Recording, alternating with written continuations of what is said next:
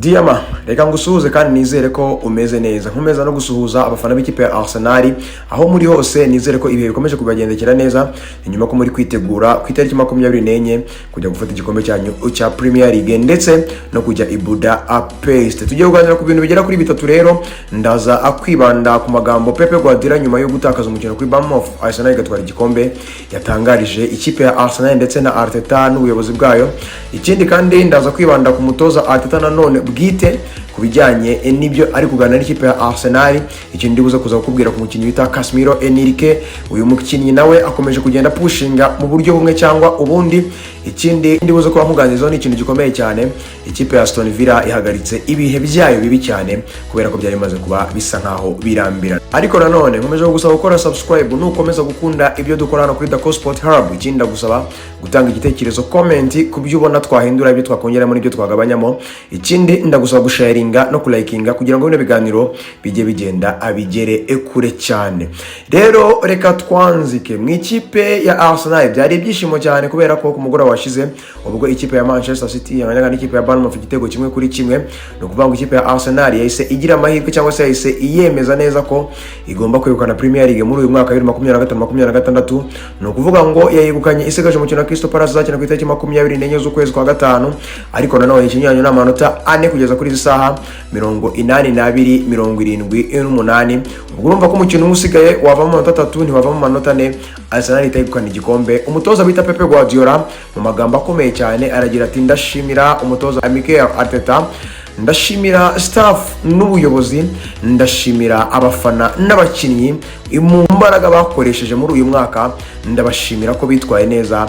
Ati kandi congratulation, mwarimu bikwiriye, mwadeservingaga ibintu nk'ibi ngibi kuko mwarabikoreye muri uyu mwaka w'imikino. Rero ndabashimiye mwese cyane hamwe muri rusange kubera ko ibyo mugezeho, ibyo munakoze ni ibintu by'akadasa.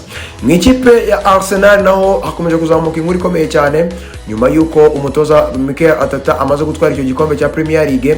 No kuvuga ngo harashize nk'ibyumweru bitatu uyu mutoza apropojwe kuba yahabwa amasezerano mashyashya mu ikipe ya Arsenal, ariko Mikel Arteta ngo afokasinze cyane mu kurangiza sezo ye ngo akareba ahantu igana. Ikindi ngo bijyanye n'amasezerano ntabwo yigeze ayanga, nubwo yigeze abyemeza ko azayafata, ngo ariko wakomeje gutekereza kurangiza ino sezo, ubundi ngo muri sama ngo ibiganiro bikazakomeza. Gusa ngo ibiganiro birakorwa cyane gake gake, gusa Arteta gukina akomeje kugaragaza nuko afokasinze cyane mu gusoza iyi sezo ya 2025-26 y'imikino kugira ngo arebe ibyo bazaba baragezeho. Ariko nanone ngo Arsenal yiteguye gukomeza gukorana nawe kuko ngo iramwizeye cyane.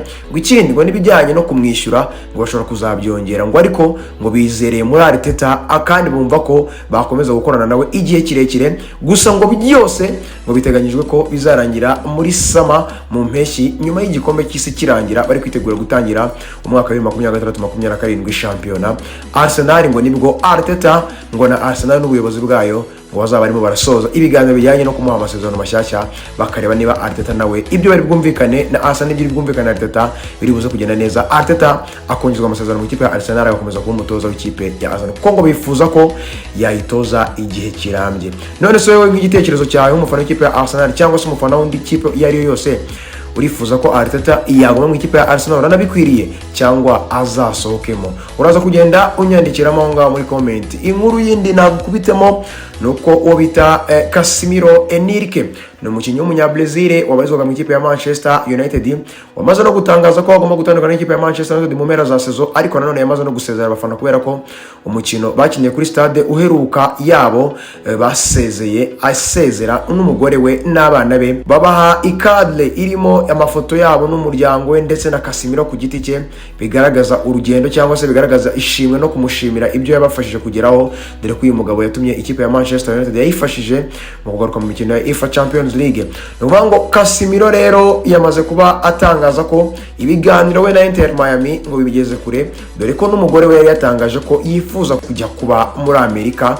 No kuvuga ngo rero Casemiro ngo nta kindi kintu kiri mu mutwe we, ibiganiro byose byo biri gufokasinga kujya gushyira muri Inter Miami gukina na Messi mu ikipe ya Inter Miami muri MLS.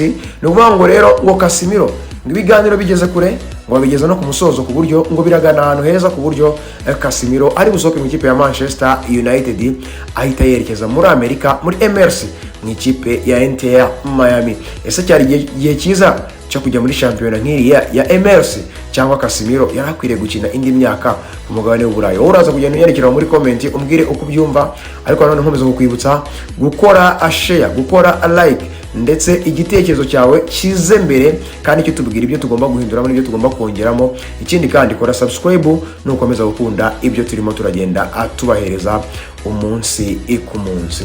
Reka mvuye ku iyo nkuru ya Casemiro nsoreze ku nkuru iryoshye cyane, ni inkuru y'ikipe bita Aston Villa. Aston Villa ngiye kubwira ibintu 8 byayiranze mu mikino no gutwara ibikombe ndetse n'amateka yayo mu bijyanye no gutwara igikombe ndetse no mu mikino y'Uburayi. Ikindi naho na Emery ndamuguciraho gatoya utuntu dutoya kugira ngo ugende umenye byinshi ku bintu byinshi bigiye biranga Aston Villa ndetse naho na Emery. Ese ni bantu ki? Ikintu cya mbere nakubwira, ikipe ya Aston Villa yari imaze imyaka 30 itaba champion mu irushanwa ryari ryose, ko yagiherukaga 1996 ubwo yatwaraga Carabao Cup.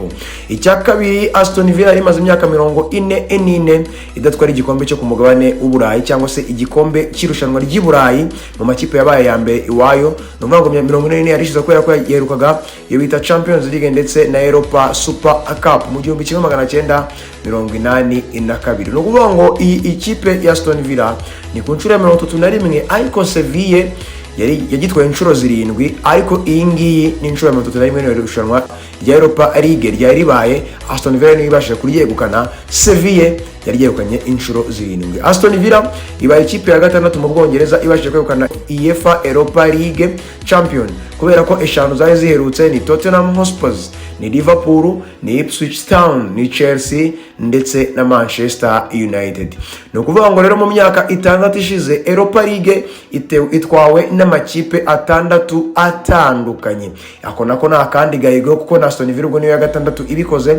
No kuvuga ngo ikindi kintu gikomeye cyane ugomba kumenya nuko ikipe ya gatatu mu Bwongereza ibashije gutsindira finale y'imikino y'Iburayi, Istanbul Liverpool 2-5, Manchester City 2023, Aston Villa 2026. Ayo ni amakipe atatu amaze gutsindira Istanbul ndetse na 2027 biri guteganywa ko ishobora kuzabera Istanbul. Icyo ugomba kumenya nuko ikipe ya Aston Villa niyo kipe ya mbere ibashe gutsinda ku mukino wa Champions League finali igatwara igikombe ndetse na Europa League, amakipe abiri yo mu Budage. No kuvuga ngo Bayern Munich yatsinze muri UEFA Champions League, none itsinze na Freiburg mu mukino wa Europa League. Aston Villa rero irabikoze byatari. Ndagira ngo mbwire kuri Unai Emery nicyo cya 8. No kuvuga ngo Unai Emery amaze gutwara UEFA Europa League 5, niwe mutoza wa mbere wakinnye imikino ya nyuma 6 ya Europa League, abasha gutsindamo 5 ya finali. Uyu mutoza Unai Emery inakadasa 3 yazaye Sevilla 2013, 2014, 2014, 15, urumva ko none ni consecutive yikurikiranya. Noneho muri Villarreal naho yabahaye 2021, muri Arsenal aba run up 2018, 2019, muri Aston Villa nayo yibahaye 2025, 2026. Uwo ni Unai Emery muri UEFA Europa League ukomeje kwandika amateka. Uyu mutoza ntasanzwe, ibikombe 5 rino rushanwa bazari mwitirire cyangwa se bajye bagira ibihembo batanga babyite Unai Emery cyangwa bashaka irindi zina rijyanye n'izina rye babimwitiriye nkuko bafata ba Puskas ndetse n'abandi bagiye batandukanye. None se i Aston Villa wowe uyibonye gute? Imyaka 44 yarishize, imyaka 30 nayo yarishize badatwara igikombe cyaryo cyose, 44 yarishize badatwaye ibikombe by'Iburayi. Uyu munsi Aston Villa irabikoze, itsinda ibitego 3 byiza cyane, ni ibitego byiza byatari byatsinzwe n'abakinnyi batandukanye, harimo bita Yuri Tielemans umubirigi, harimo bita Buendia yatsinze igitego cya 2 ndetse na Morgan Roge umwongereza ibitego 3 uko busa. Ikipe ya Aston Villa itsinda Freiburg yitwara igikombe cya UEFA Europa League uyu munsi ndetse no mu mwaka 2025-26. Hasigaye ikirere, hasigaye ku itariki 27 ni umukino wa conference ndetse no ku itariki 30 umukino wa UEFA Champions League uzahuza ikipe ya Arsenal i Budapest muri Hungary ndetse n'ikipe ya Paris Saint-Germain. Arsenal Paris Saint-Germain i Budapest ku itariki 30 muri Hungary. Ese ninde uzegukana ibyo bikombe by'Iburayi bisigaye? Ndagushimiye cyane, ndagusaba gukora subscribe ukomeje kudukurikirana ndetse ukomeje no gukunda ibyo dukora. Ndagusaba gukora like na comment, duha igitekerezo cy'icyo twakongera icyo twahindura. Ikindi ndagushimiye cyane kandi ndagusaba ko ukomeza kubana natwe umunsi ku munsi. Imana ikomeza kukurinda. Ciao, bye bye.